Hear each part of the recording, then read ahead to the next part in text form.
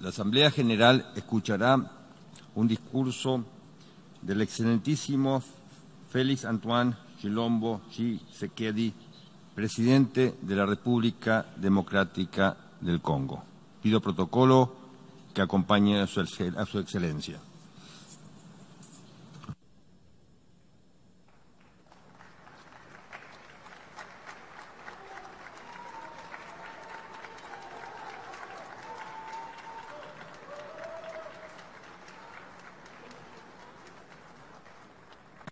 En nombre de la Asamblea General tengo el honor de dar la bienvenida a las Naciones Unidas a su excelencia el señor Félix Antoine Tshilombo Tshisekedi, presidente de la República Democrática del Congo, a quien invito a dirigirse a la Asamblea.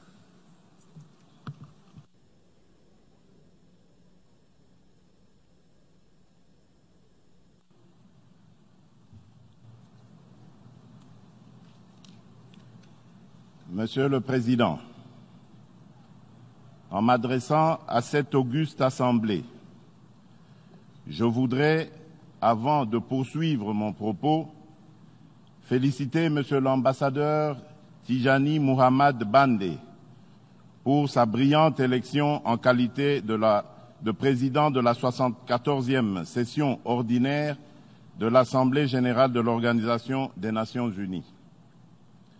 Mes félicitations s'étendent aux membres de son bureau et je tiens à formuler à l'ensemble de son équipe mes vœux de succès dans l'accomplissement de cette exaltante mission. Je voudrais aussi rendre un hommage appuyé à M. Antonio Guterres, secrétaire général des Nations unies, pour ses efforts inlassables en vue de raffermir notre organisation et renforcer son rôle dans la recherche de solutions aux problèmes qui menacent la paix, la sécurité et la prospérité dans le monde. Monsieur le Président, le thème de la présente session, à savoir dynamiser les efforts multilatéraux pour l'éradication de la pauvreté, l'éducation de qualité, l'action contre le changement climatique et l'inclusion, arrive à point nommé en ce moment particulièrement difficile pour le multilatéralisme. Alors que l'humanité tout entière est engagée dans un élan sans précédent dans le cadre de l'agenda du développement à l'horizon 2030.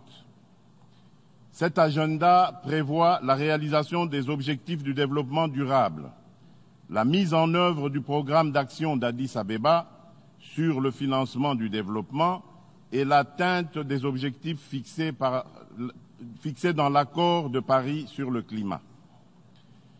Les inégalités et le sentiment d'exclusion sont à l'origine des principales menaces sur la paix, la stabilité et le développement harmonieux. Ils alimentent les flux migratoires incontrôlés des peuples entiers à la recherche d'un meilleur avenir. Aussi bien dans les pays du Nord que dans ceux du Sud, ils accentuent les réflexes xénophobes, la montée en force des populismes, ainsi que la radicalisation des laissés pour compte. Les événements tragiques en Afrique du Sud en sont la pire illustration.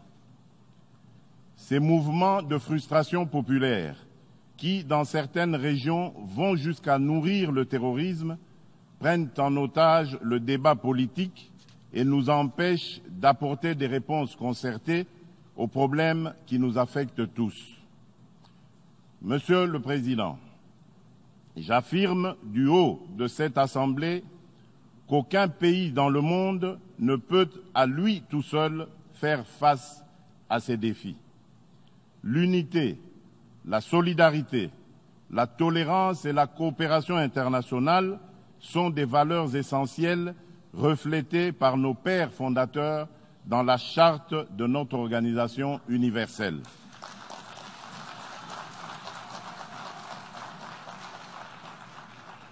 Plus que jamais, le développement économique et social et l'épanouissement des peuples de la planète sont des droits fondamentaux et inaliénables.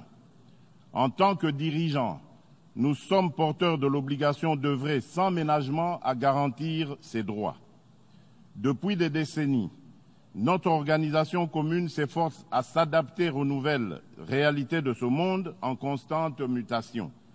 Afin d'être plus apte à relever durablement les défis du développement dans un monde globalisé, nous préconisons une réforme globale du système des Nations Unies, notamment du Conseil de sécurité et des agences du système des Nations Unies.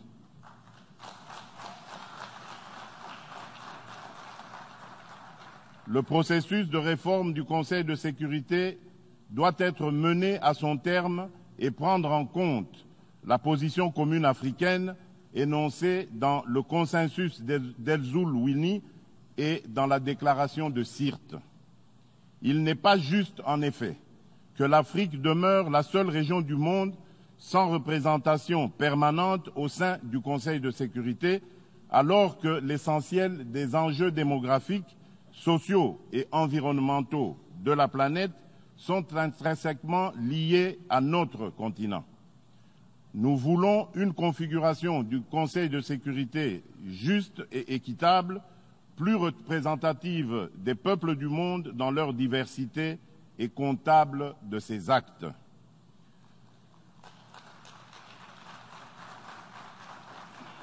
Monsieur le Président, malgré les engagements au plus haut niveau que nous avons pris pour créer le monde que nous voulons à l'horizon 2030, près d'1 milliard de personnes vivent encore dans la faim, la malnutrition et l'extrême pauvreté, tandis que 118 millions de personnes en situation d'extrême pauvreté seront exposées à la sécheresse, aux inondations et à la chaleur en Afrique d'ici à 2030. Nous ne pouvons accepter la simple hypothèse d'un éventuel échec des engagements mondiaux à l'horizon 2030, surtout après le résultat très mitigé, en Afrique tout particulièrement, de la campagne des objectifs du millénaire pour le développement. L'éradication de la pauvreté et de la faim relève aujourd'hui de l'urgence. La République démocratique du Congo peut faire partie de la solution avec ses 80 millions d'hectares de terres arables et ses eaux abondantes capables de nourrir plus de 2 milliards d'individus.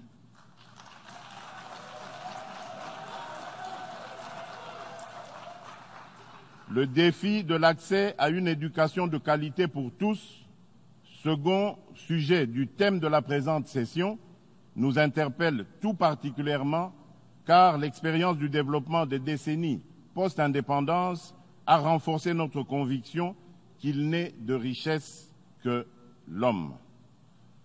C'est pourquoi, depuis 2011 déjà, nous avions fait nôtre l'idée force de l'agenda 2030 de ne laisser personne pour compte. Leave no one behind.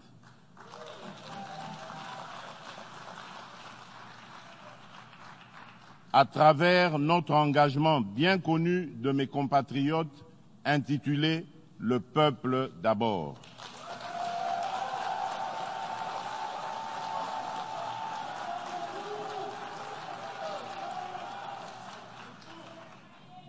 Aussi, les grandes priorités sociales de mon mandat sont définies comme suit. Premièrement, rendre effective la gratuité de l'éducation primaire dans l'enseignement public tel que l'exige la Constitution de mon pays. Cet engagement est effectif depuis le début de ce mois sur toute l'étendue du territoire national. Il portera en une année la part des dépenses d'éducation de 8% à près de 20% du budget de l'État, soit un niveau proche des standards recommandés par l'UNESCO. Deuxièmement, promouvoir une meilleure adéquation entre l'enseignement et l'emploi à travers une stratégie de formation technique et professionnelle ambitieuse, conçue et mise en œuvre en partenariat avec le secteur privé. Troisièmement, faire progresser le chantier de la couverture santé universelle. Nous espérons ainsi qu'à la fin de l'année prochaine, plus de 8 millions de Congolais supplémentaires auront accès à un système efficace de couverture maladie. D'autre part, la République démocratique du Congo vient de circonscrire son plan national du numérique, dont la mise en œuvre impactera l'ensemble des secteurs de la vie nationale.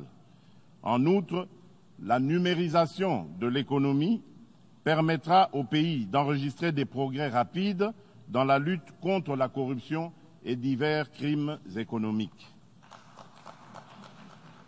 Monsieur le Président, nos démocraties étant devenues particulièrement exigeantes et impatientes, il nous faut trouver des moyens de mise en œuvre de nos ambitions qui sortent des sentiers battus.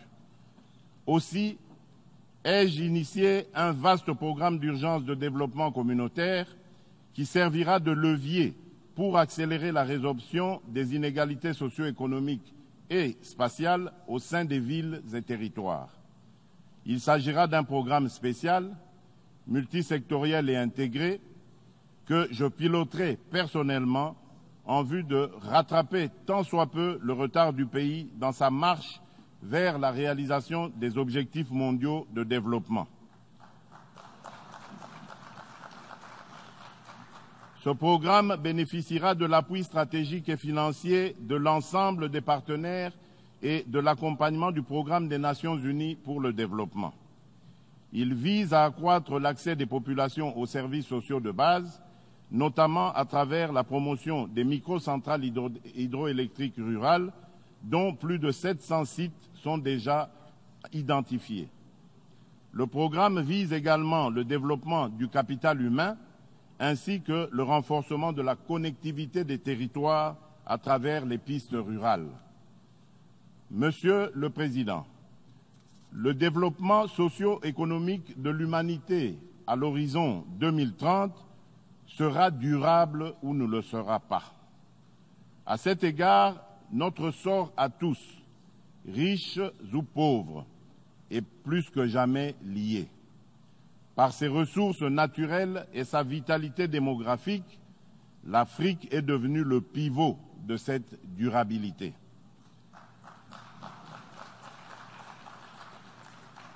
Dans cette Afrique, la nature a fait de mon pays le dépositaire de 47% des forêts du continent, lui conférant une responsabilité majeure face aux enjeux de survie de notre planète.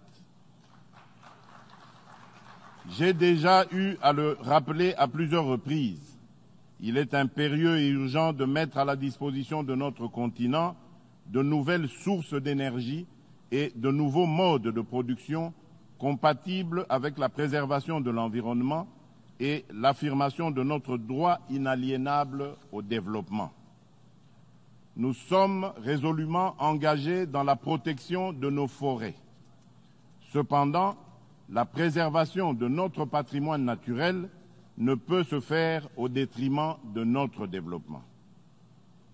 Il est incompréhensible que les forêts du bassin du Congo, qui sont les mieux conservées au monde, ne captent que 1% des financements disponibles. Il est impératif que toute l'architecture financière internationale, en ce compris le Fonds monétaire international dans son rôle catalytique en matière de financement du développement, intègre davantage la donne environnementale dans son analyse des critères et des défis macroéconomiques liés à ces interventions dans les différents pays. En ce qui nous concerne, conscient du rôle majeur de la République démocratique du Congo à cet égard, notre gouvernement a relancé le dialogue avec ses principaux partenaires sur les questions environnementales, notamment ceux réunis dans le cadre de l'initiative pour les forêts d'Afrique centrale. Répondant à l'appel du secrétaire général des Nations Unies, notre gouvernement s'est engagé, par ma personne, à accroître le niveau de ses engagements au titre de sa contribution déterminée nationale et à maintenir une collaboration étroite entre pays de la sous-région afin de parler d'une seule voix pour toutes les grandes questions en rapport avec la protection des forêts. Mon gouvernement a fait de la production d'énergie propre et renouvelable la première de ses priorités économiques pour le quinquennat. Nous pouvons, moyennant des investissements agressifs et une politique attractive de protection de ces investissements, passer de moins de 10% d'électrification actuellement à 60% dans les 10 prochaines années, faisant reculer très significativement la consommation du bois de chauffe. Aussi, dans le cadre de la réalisation de notre mix énergétique, pour renforcer la lutte contre la déforestation, mon gouvernement encourage le développement de l'utilisation du gaz domestique dans les zones urbaines, périurbaines et rurales. À terme, nous voulons être l'endroit de la planète où le kilowattheure électrique sera le moins cher, grâce à l'exploitation de notre capacité de plus de 100 000 mégawatts en hydroélectricité. Nous sommes disposés à encadrer davantage l'exploitation forestière et à étendre les réserves et parcs de protection naturelle afin d'augmenter notre biomasse et de protéger notre biodiversité. En revanche, cela ne peut s'entendre qu'avec, en contrepartie, la mise en œuvre effective d'une stratégie d'industrialisation éco-responsable concentrée autour des centres de production et de consommation et génératrice d'emplois pour notre jeunesse. Notre population, dont l'âge moyen est de 17 ans et demi, est à peine plus âgée que la jeune Greta et partage en partie ses préoccupations et ses intérêts. Mais comment nos jeunes vont-ils s'engager pour la même lutte quand ils n'ont ni eau ni lumière? J'ai également décidé de sortir progressivement mon pays d'un système agricole archaïque à faible productivité et destructeur de notre patrimoine forestier. À cet effet, nous allons promouvoir une agroforesterie qui maximise notre avantage comparatif pour certaines cultures en privilégiant les zones de savane. J'entends faire de la question environnementale une préoccupation omniprésente et transversale qui touche l'ensemble de nos politiques, stratégies, programmes et projets de développement. Monsieur le Président, au moment où je m'adresse au monde du haut de cette tribune pour la première fois, je me dois de rappeler la relation particulière que notre organisation entretient avec mon pays. Tout d'abord, cette relation suscite en moi un sentiment de reconnaissance. En effet, la République démocratique du Congo a souvent été au centre des préoccupations des Nations Unies suite aux nombreuses crises qu'elle a traversées depuis son accession à l'indépendance. Depuis le décès tragique du secrétaire général Dag Hammarskjöld, en passant par les nombreux casques bleus tombés au combat, jusqu'à plus récemment l'odieux assassinat des experts onusiens Zaïda Catalan et Michael Sharp, l'Organisation des Nations Unies, plus que toute autre organisation internationale, a vécu dans sa chair les réalités que vivent de millions de mes compatriotes. L'ONU et ses nombreuses agences ont également déployé d'importants moyens pour soutenir la République démocratique du Congo. Je tiens donc à vous réitérer la gratitude du peuple congolais qui n'oubliera jamais le soutien de notre organisation.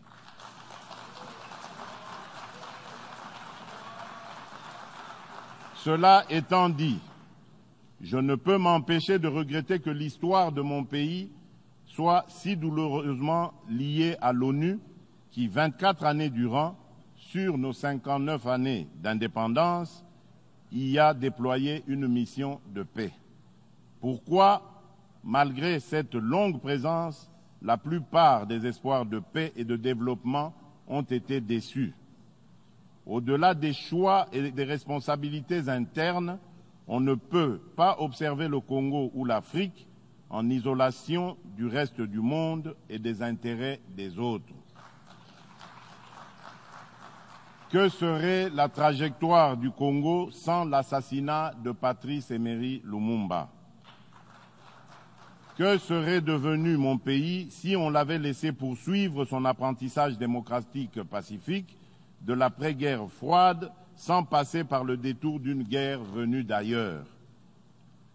Et sans vouloir remonter aussi loin dans le temps, nous vivons chaque jour ces chocs d'intérêts qui expliquent le plus souvent la fragilité récurrente de la République démocratique du Congo.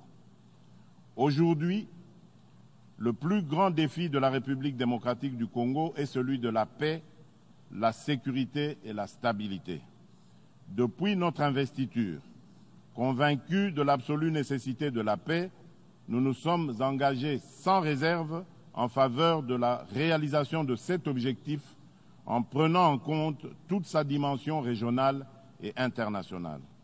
C'est dans cette perspective que j'ai proposé en juillet dernier au 39e sommet de la SADC tenu à Dar es Salaam la création d'une coalition régionale à l'image de la coalition mondiale contre le terrorisme pour éradiquer le fléau de l'insécurité créé par les groupes armés d'origine interne et externe. À l'est de mon pays, nos forces de sécurité se battent au quotidien avec le concours de la MONUSCO, déterminée à éradiquer les forces négatives qui sèment la mort et la désolation au sein de nos populations. Certains de ces mouvements rebelles, notamment les ADF-MTN, opèrent par des actes terroristes conformes à leur appartenance à Daesh, ce qui constitue une nouvelle menace tant pour mon pays que pour la sous-région. Comme si les conflits et l'instabilité ne suffisaient pas, ces contrées de l'Est de la République démocratique du Congo sont affectées depuis une année par une épidémie de la maladie à virus Ebola. Compte tenu de la gravité de la situation, j'ai mis en place en mai dernier une cellule technique qui travaille sous ma supervision, composée d'experts de renommée internationale et dirigée par notre compatriote, le professeur Jean-Jacques Mouyembe, qui est celui qui a identifié le virus d'Ebola et dont les travaux de recherche ont conduit à la découverte du MB114, une molécule thérapeutique pour le traitement de cette maladie.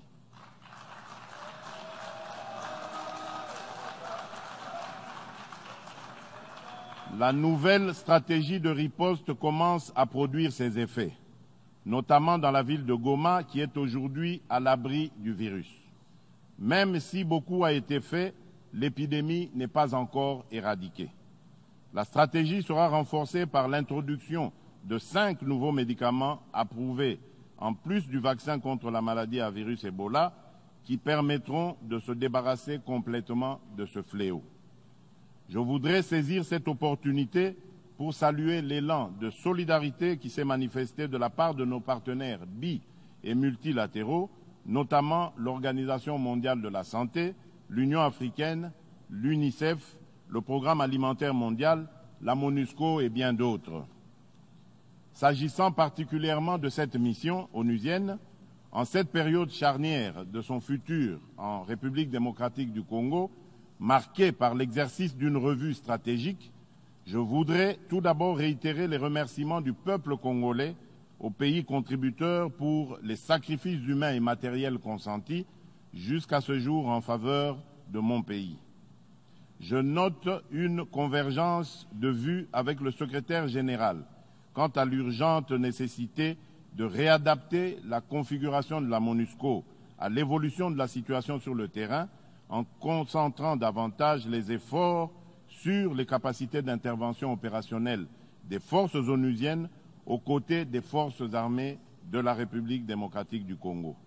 En d'autres termes, la République démocratique du Congo a encore besoin de la MONUSCO, mais d'une MONUSCO non pléthorique, bien équipée, forte et dotée d'un mandat adapté à l'image de la brigade d'intervention rapide qui avait jadis aidé à mettre en déroute le mouvement rebelle des M23.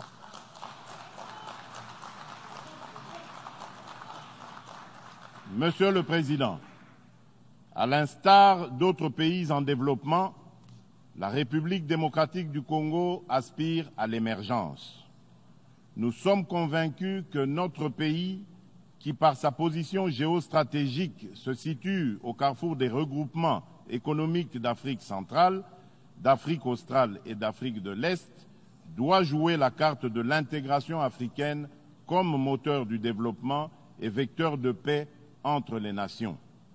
C'est pourquoi nous avons soutenu le projet de zone de libre-échange continentale tout en étant conscients qu'il se mettra en œuvre par étapes successives.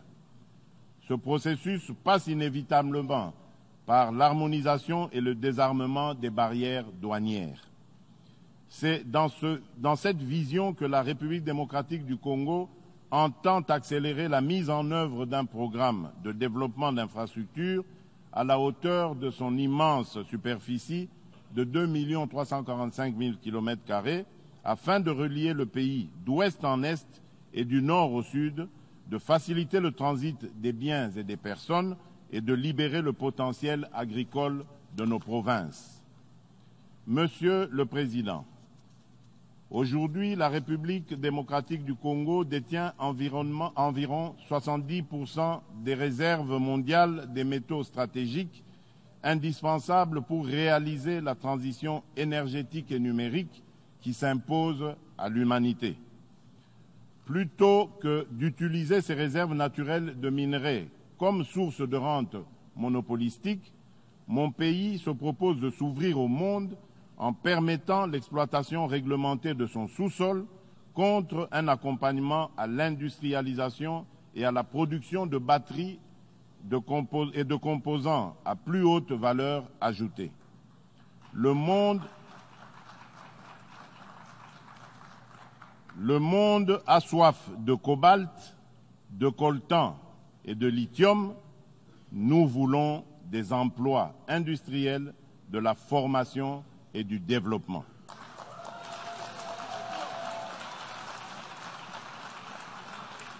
Enfin, la République démocratique du Congo dispose de 53% des réserves en eau douce de l'Afrique.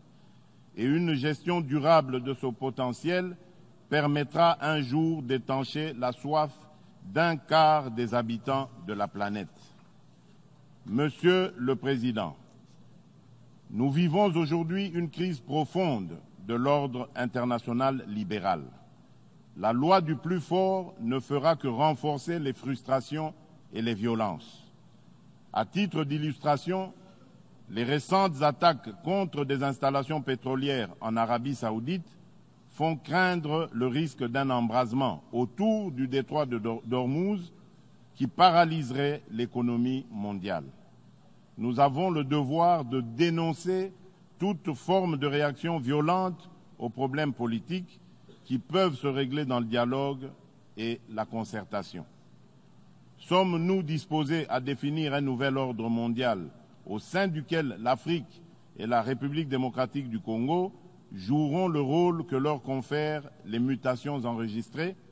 Je crois qu'une nouvelle voie est possible, sans doute la plus difficile, sans doute la plus complexe, la plus exigeante, qui nous impose de sortir des sentiers battus.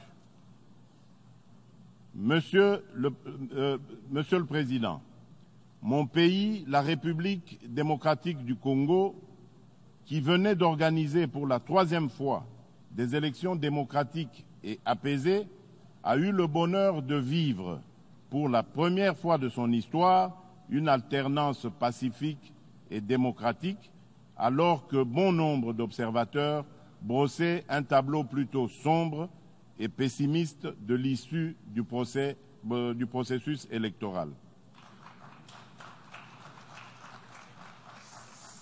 Cette victoire historique est avant tout celle du peuple congolais, dont les intenses sacrifices consentis au cours de ces dernières années ont été récompensés par l'aboutissement heureux d'un processus électoral à haut risque. C'est aussi l'occasion de remercier la communauté internationale, notamment les pays de la SADC, le Kenya, l'Égypte et les USA, qui, sans atermoiement, ont encouragé ce pas de géant accompli par mon pays dans le processus de construction d'un État de droit. Depuis mon investiture, je m'emploie à considérer cette avancée démocratique en garantissant l'ensemble des droits et des libertés. Personne n'est harcelé pour ses opinions. La République démocratique du Congo ne compte plus de prisonniers de conscience. Nul ne ressent le besoin d'émigrer pour sauver sa vie ou préserver sa sécurité du fait de ses convictions politiques ou de ses associations particulières.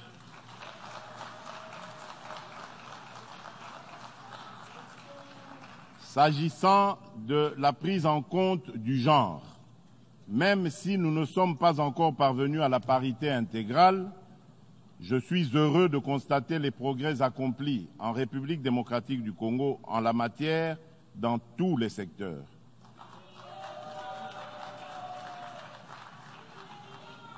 En faisant passer le taux de participation des femmes de 6% à 18%, le gouvernement actuel a atteint le niveau le plus élevé de participation féminine de l'histoire de mon pays.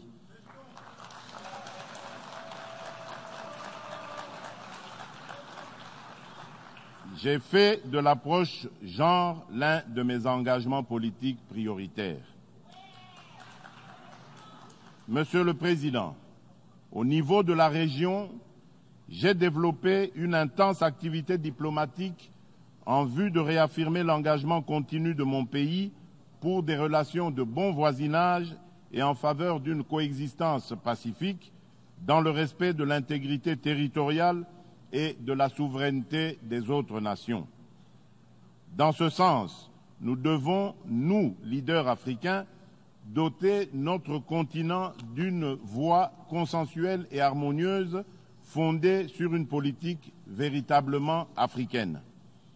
Qu'il me soit permis d'exprimer ma profonde préoccupation sur ce qui se passe en mer Méditerranée où plusieurs personnes candidates à l'émigration meurent chaque jour dans des conditions inhumaines. Les vagues de réfugiés et les images bouleversantes que nous vivons ces dernières années sur les côtes européennes doivent interpeller nos consciences de dirigeants.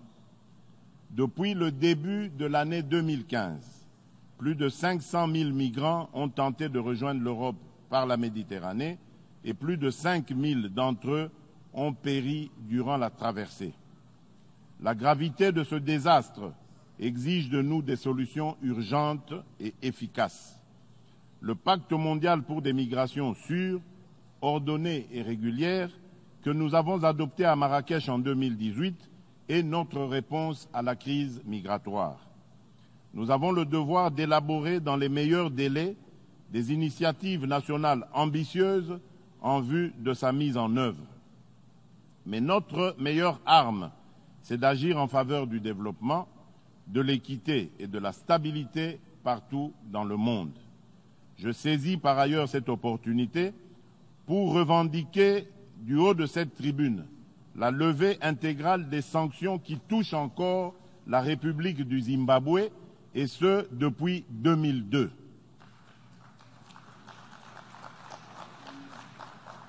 Ces sanctions ne se justifient plus dès lors que le pays a ouvert un nouveau chapitre de son histoire et s'est montré ouvert à coopérer avec le monde. Le maintien de ces sanctions est injuste.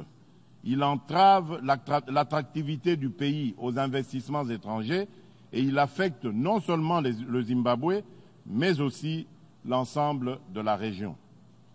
Monsieur le Président, Mesdames, Messieurs, la priorité absolue de mon action est d'offrir une perspective de dignité à nos populations, de promouvoir la création d'emplois, notamment pour les jeunes, et de lutter contre la précarité et l'exclusion. Et cette Assemblée qui veut réduire les inégalités et construire un monde plus inclusif peut être le porte-voix de ces laissés pour compte. Le défi est énorme, mais ce qui fait de nous des humains, c'est notre capacité à trouver des solutions, même les plus improbables, lorsque cela s'impose. Je vous remercie.